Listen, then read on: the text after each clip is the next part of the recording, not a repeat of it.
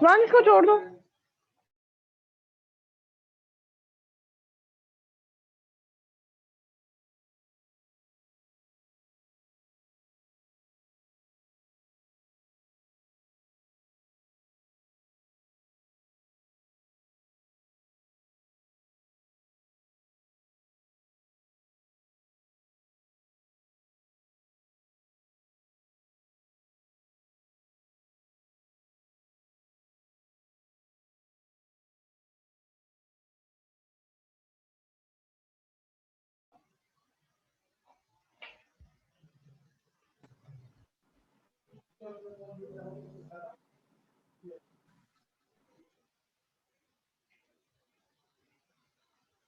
Okay class, आप लोगों की नेक्स्ट सेशन जो 12:30 वाला सेशन होता है उसमें कोई क्लास है?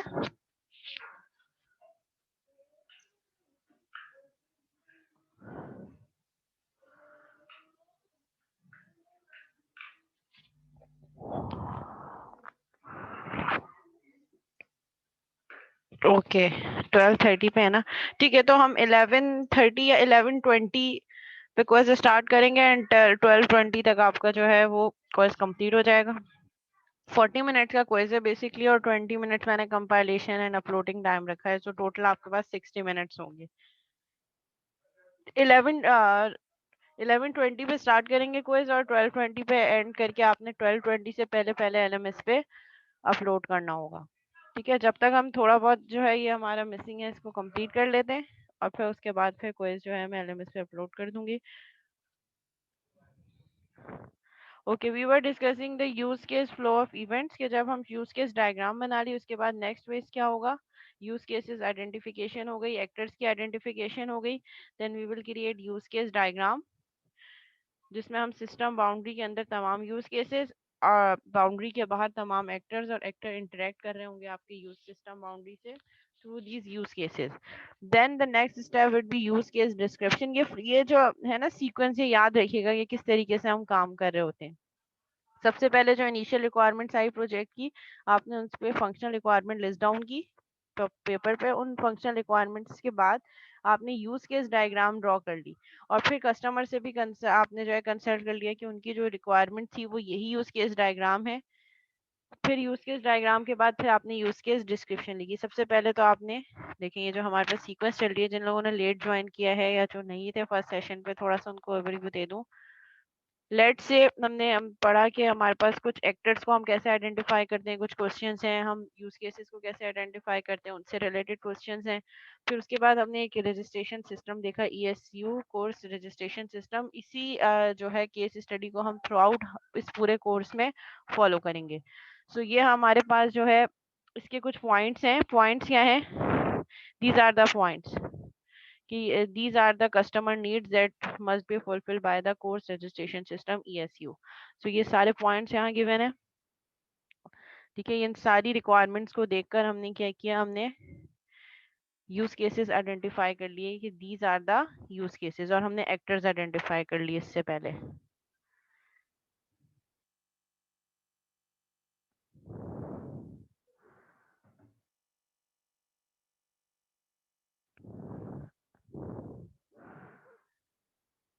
ठीक है, सबसे पहले हमने आइडेंटिफिकेशन ऑफ एक्टर्स कर ली कि हमारे पास एक्टर्स कौन कौन से होंगे। ठीक है, these are the primary actors, professor, registrar, billing system and student, और उनकी डिस्क्रिप्शन दे दी।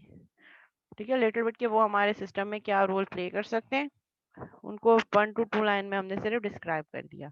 उसके बाद जब हमारे पास एक्टर्स की आइडेंटिफिकेशन हो गई, एक्टर्स की आइडेंटिफिकेशन के बाद जो हमारे पास नेक्स्ट चीज हमने की, हमने यूज केसेस को आइडेंटिफाई किया कि उस सिस्टम में मेन फंक्शनैलिटी क्या है जो फुलफिल होनी है, वो हमने यूज केसेस आइडेंटिफाई कर लिए।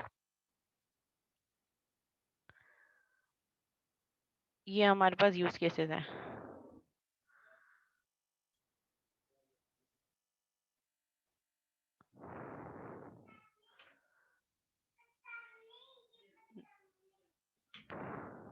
ठीक है, ये सारी डिस्क्रिप्शन जो थी, जो सारी फंक्शनल रिक्वायरमेंट्स हैं, जो फीचर्स हैं सिस्टम के, उन फीचर्स को लिस्ट करके हमने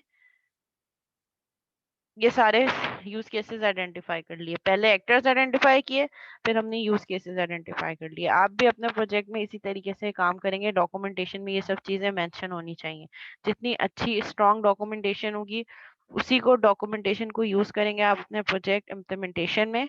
और वही चीज जब प्रोजेक्ट इवैल्यूएशन होगी तो उसमें मैं आपकी डॉक्यूमेंटेशन से ही आपका प्रोजेक्ट कंपेयर करके देखूंगी कि डॉक्यूमेंट में आपने क्या चीज मेंशन की थी, उसको एनालिसिस और डिजाइन में आपने थ्रू डायग्राम्स कैसे यूटिलाइज किया, और वही चीज फाइनल प्रोजेक्ट में इम्प्लीमेंट हुई है या नहीं हुई। ठीक है, फिर उसके बाद हमने यूज केसेस आइडेंटिफाई कर लिए, फिर हम उसकी ब्रीफली एक डिस्क्रिप्शन देंगे हर यूज केस की। ये जो हमने यूज केसेस बनाए, इन हर यूज केस की हम ब्रीफली डिस्क्रिप्शन देंगे।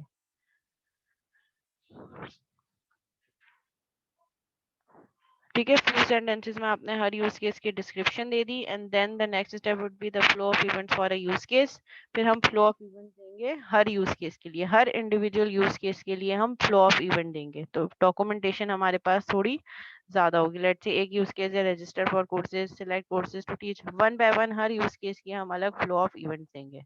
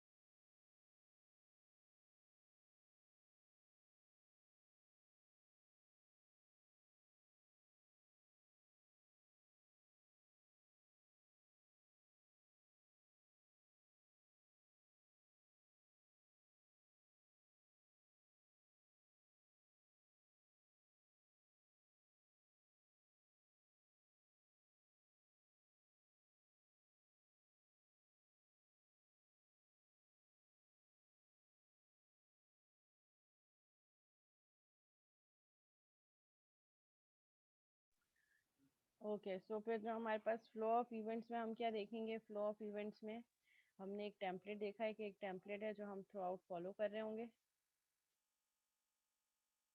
The flow of events for a use case हमने कौन सा चूज किया है?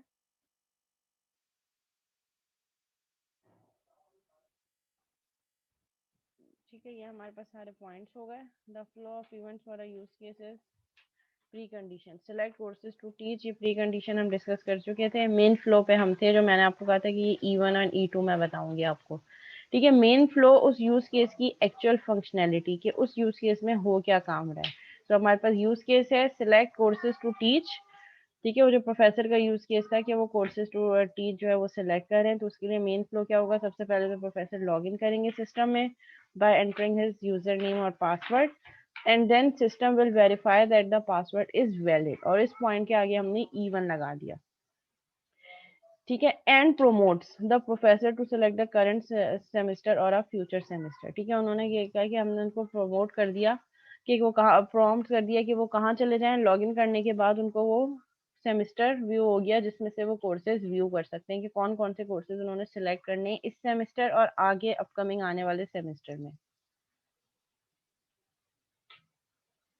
ठीक है, उसके बाद फिर वही चीज continue, the professor enters the desired semester अब वो फिर डिजायर सेमेस्टर सेलेक्ट करेंगे कि करंट सेमेस्टर ये जो हमारे पास स्प्रिंग 2021 है ये सिलेक्ट करना है, या हमारे पास फॉल 21 वाला करना है, या हमने समर 21 वाला करना है। जब वो अपना डिजायर्ड सेमेस्टर चूज कर लेंगे, the system prompt the professor to select the desired activity. उसके बाद वो क्या कहेंगे कि आपने इस करंट सेमेस्टर में क्या चीज एक्टिविटी सिलेक्ट करनी है, either add, delete, review, print और quit। if the activity selected is add, देखें ये कंप्लीट डॉक्यूमेंटेशन में ही हमें तमाम चीजें पता चल रही हैं। अब इससे फायदा क्या होगा, जब हम कोड करने जाएंगे तो हमारे पास इफ एंड बट्स नहीं होंगे, each and everything is properly जो है वो यहाँ पे क्रिएट है। अच्छा, प्रोजेक्ट से रिलेटेड सारी जो डिस्क्रिप्शन है वो मैं इससे पहले वाले सेशन में बहुत डिटेल में दे चुकी हूँ। कितने ग्रुप मेंबर्स होंगे, किस टाइप का प्रोजेक्ट होगा, प्रोजेक्ट प्रपोजल जो आप नेक्स्ट वीक मुझे सबमिट करवाएंगे उसकी क्या क्या जो है वो हेडिंग्स होंगी जो फॉलो करनी है, तो वो मैं उससे पहले वाले सेशन में पहले बता चुकी हूँ। वो मैंने मीटिंग जो है दोनों रिकॉर्डेड लेक्चर्स अपलोड भी कर दिए हैं, तो वहाँ से आप लोग देख सकते हैं जो लोग नहीं थे उस सेशन में। और मैंने बता भी दिया है कि प्रोजेक्ट की रिक्वायरमेंट्स क्या है, प्रोजेक्ट किस तरीके से आपने काम करना है, तो मैंने एक एग्जांपल के तौर पे वो सारी चीजें बताई दी हैं आपको। ठीक है, तो वो आप रिकॉर्डेड लेक्चर देख लीजिएगा। ठीक है, उसके बाद फिर प्रोफेसर जो है और सिलेक्ट कर लेंगे डिजायर्ड सेमेस्टर, उसके बाद एक्टिविटी सिलेक्ट करेंगे। अब फिर क्या है, if the activity selected is add the S1 add a course offering sub flow is perform. अब क्या होंगे, हमारे पास सब फ्लोज होंगे कि अगर ये एक्टिविटी सिलेक्ट होती है तो कौन सा सब फ्लो फॉलो होना है, अगर डिलीट की एक्टिविटी है तो उसके लिए उससे रिलेटेड सब फ्लो होगा। तो वो कह रहे हैं कि अगर if the activity selected is add, जैसे हम स्ट्रक्चर्ड प्रोग्रामिंग में काम करते थे ना, कि अगर ये जो मेन्यू होता था हमारे पास, if user choice is equal to this then go to addition method, if user choice is equal to subtraction then go to the method of subtraction। तो यहाँ पे भी ऐसे ही होगा। if the activity selected is add, अगर user आपके professor ने add की एक्टिविटी सेलेक्ट की है तो आप उनको सब फ्लो 1 पे ले जाएं, जो कि क्या है, add a course offering सब flow is performed। if the activity selected is delete, अगर हमारे पास जो यूजर ने एक्टिविटी सिलेक्ट की है वो डिलीट की है, the S2 delete a course offering सब flow is performed। If the activity selected is review, यानी कि ये कोर्स की वो करिए कि उन्होंने कोई कोर्स ऐड करना है, कोई अगर ऑलरेडी सेमेस्टर में उन्होंने कोई कोर्स ऐड किया हुआ है उसको डिलीट करना है, रिव्यू करना है कि मैंने कौन कौन से कोर्सेज इस सेमेस्टर में ऐड करवाए हुए हैं वो रिव्यू कर सकते हैं।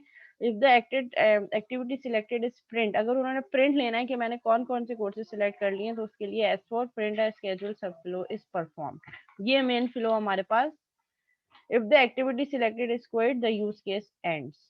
ये मेन फ्लो का हमारे पास कंप्लीट हो गया। अब नेक्स्ट वन इज सब 1.3 सब फ्लोज, जो हमने वहां पे सब फ्लोज दिए थे S1 S2 S3 and S4, तो 1 बाय 1 ये सारे सब फ्लोज वहां पे मेंशन होंगे। S1 ऐड अ कोर्स ऑफरिंग, ऐड अगर यूजर ऐड सिलेक्ट करता है प्रोफेसर तो फिर क्या होगा, द सिस्टम डिस्प्लेज। अब फिर क्या होगा, अगर वो ऐड सिलेक्ट कर लेते हैं तो फिर हम सिस्टम कौन सी स्क्रीन शो करेगा और उस स्क्रीन में क्या इंफॉर्मेशन शो होगी।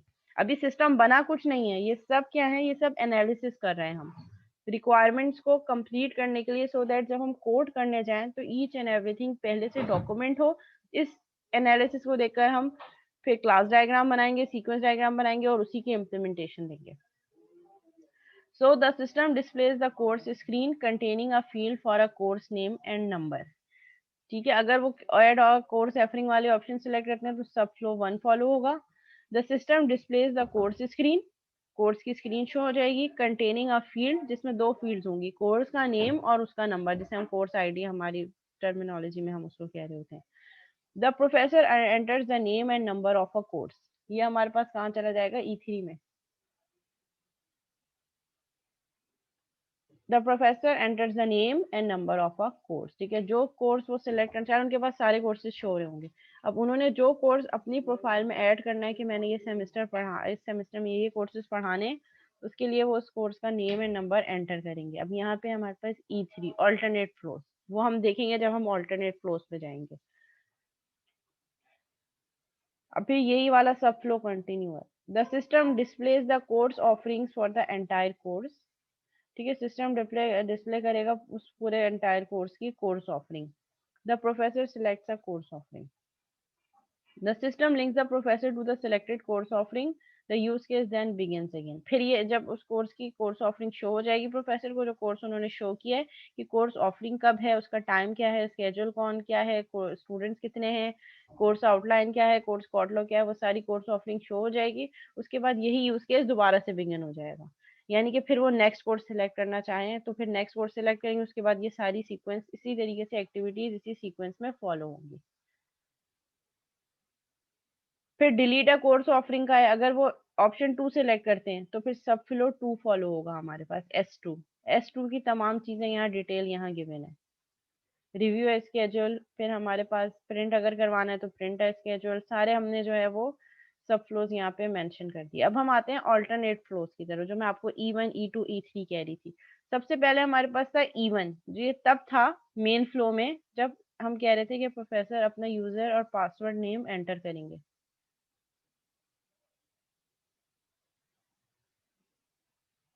ये रहा, the system verifies that the password is valid E1। E1 means कि अगर वो वैलिड हुआ तो आगे चला जाएगा, अगर वैलिड नहीं हुआ तो फिर क्या करेंगे, वो चीजें हमने E1 ऑल्टरनेट में बताया है कि ऑल्टरनेटिव ये है इसका। अगर तो ये ट्रू हो गया, वेरीफाई हो गया, तो ये सारी एक्टिविटीज परफॉर्म होगी। अगर वेरीफाई नहीं हुआ, ताकि कंफ्यूजन ना, उसको हमने E1 दे दिया कि ऑल्टरनेट सारे E1 में गिवन है, ऑल्टरनेट फ्लोज में। तो अब हम E1 में जाके देखेंगे कि क्या होगा। ये है हमारे पास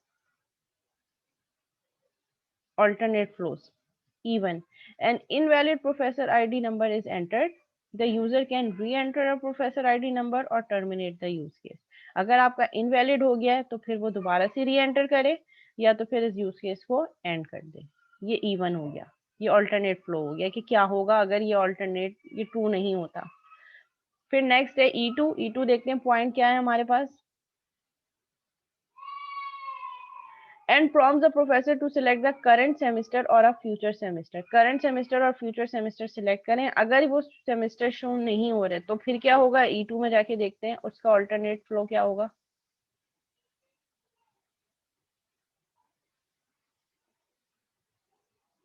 an invalid semester is entered, यानी कि प्रोफेसर ने एक ऐसा सेमेस्टर एंटर कर दिया है, लेट्स से फॉल 2019, वो तो पास्ट हो गया, उसके तो सेमेस्टर आप चूज नहीं कर सकते।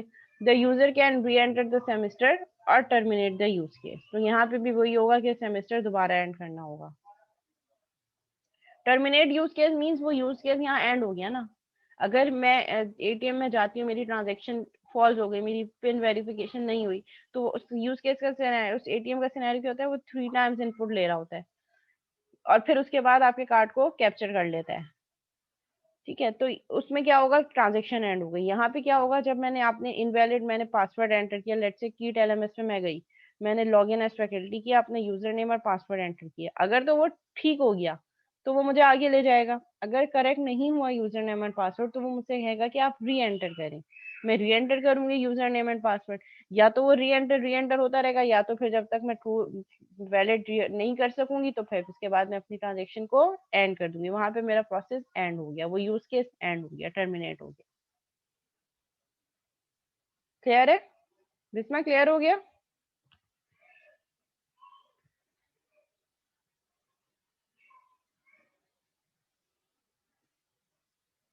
ओके, इसको हम यहीं तक रखते हैं, फिर इसके बाद हम नेक्स्ट क्लास में इंशाल्लाह यहीं से कंटिन्यू करेंगे। इस केस स्टडी को बस माइंड में रखिएगा, इसके सिनेरियोस को माइंड में रखिएगा। ये केस स्टडी थ्रू आउट हर उसमें जो है हमारे पास, हम पूरे कोर्स में इसी केस स्टडी को फॉलो करेंगे। जी समित, कोई प्रॉब्लम है? हाँ, हैंड रेस करो, हैंड रेस करो समित, मैं आपको अनम्यूट कर देती हूँ।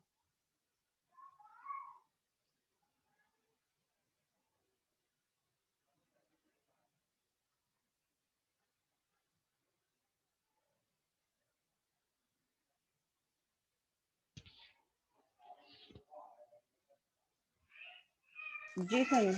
अस्सलाम मैम, मैंने पूछना था प्रोजेक्ट का थोड़ा सा जी कि मैम हम लोग ने अगर एप्लीकेशन जो बनाएंगे उसके साथ फिर उसका पूरा जो है डायग्राम वगैरह भी बनाएंगे ना, कि पहले मतलब यूज पूरा केस उसका बनाएंगे कि किस तरह बिल्कुल उसमें एडमिन है, यूजर है, ठीक है, और बिल्कुल मैम ऐसे ही कितने होगा। मतलब यूजर कितने रख सकते हैं कि हम लोग का छोटा आपके प्रोजेक्ट भी एप्लीकेशन पे बनाए तो डिपेंड कोई करता उसमें। है, आपके एप्लीकेशन पे डिपेंड करता है कि आप जो सिस्टम बनाने जा रहे हो उसकी रिक्वायरमेंट्स क्या है। ज़ाहिर है अगर स्कोप कम होगा, रिक्वायरमेंट्स कम है, फीचर्स कम है, तो यूजर्स भी कम होंगे।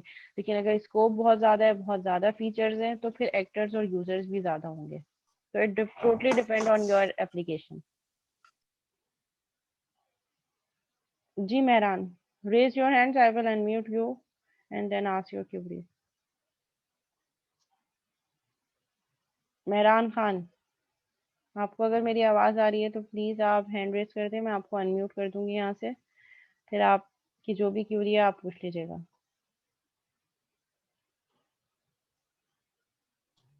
जी मेहरान।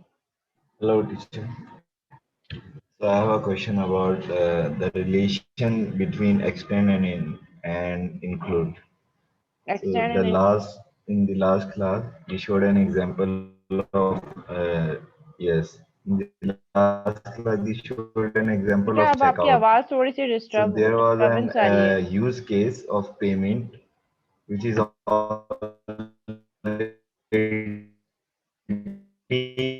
in relation. मेहरान आपकी आवाज़ नहीं आ रही। Hello, स्टार्ट में सही थी, इसके बाद फिर अब गायब हो गई। hello, जी अब आ रही है।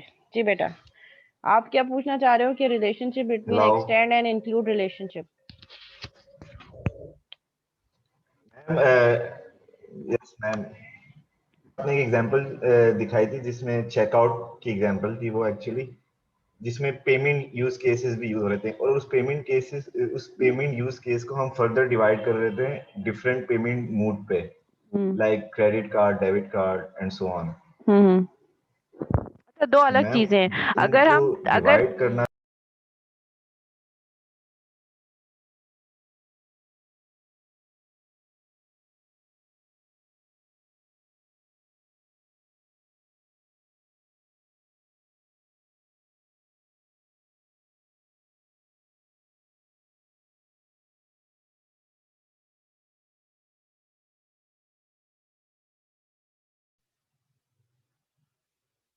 जी मेहरान, आवाज़ आ रही है।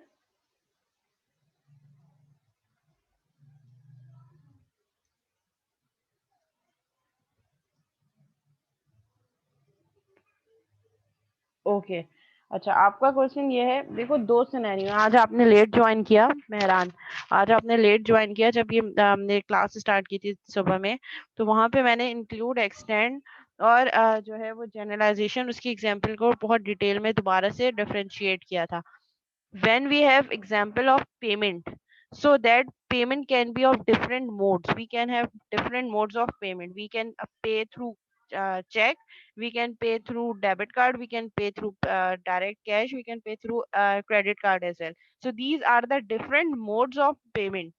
So यहाँ पे हम inheritance generalization use कर सकते हैं, where generalized use case is payment and the derived use cases are pay by cash, pay by check, pay by debit card, pay by credit card. So these are the sub modes of payment कि either इनमें से कोई एक choose हो सकता है।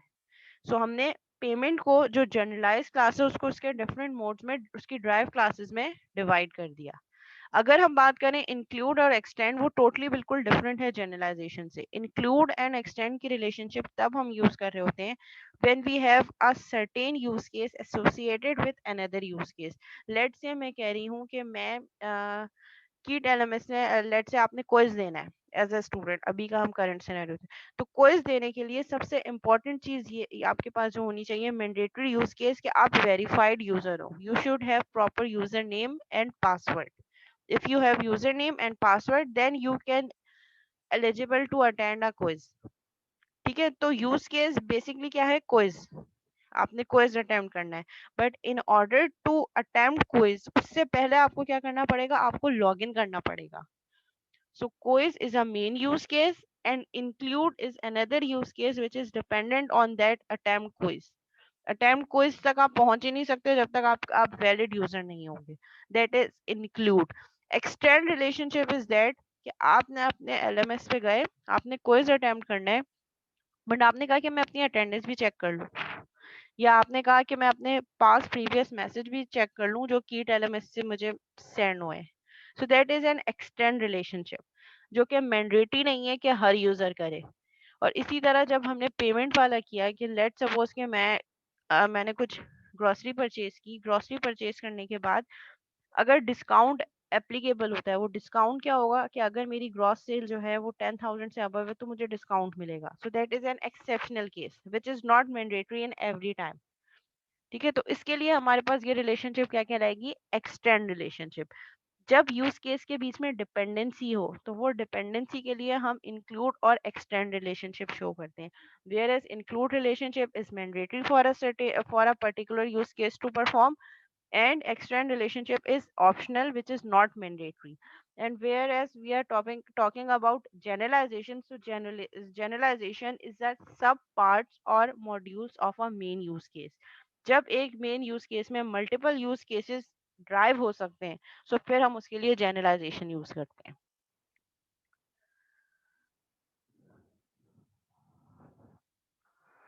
जी clear हो गया Mehran? Is it clear? Okay good. ठीक है, इसको फिर हम यहीं तक रखते हैं। क्विज मैं आपको अपलोड कर देती हूँ। You will have exactly 60 minutes to solve the quiz.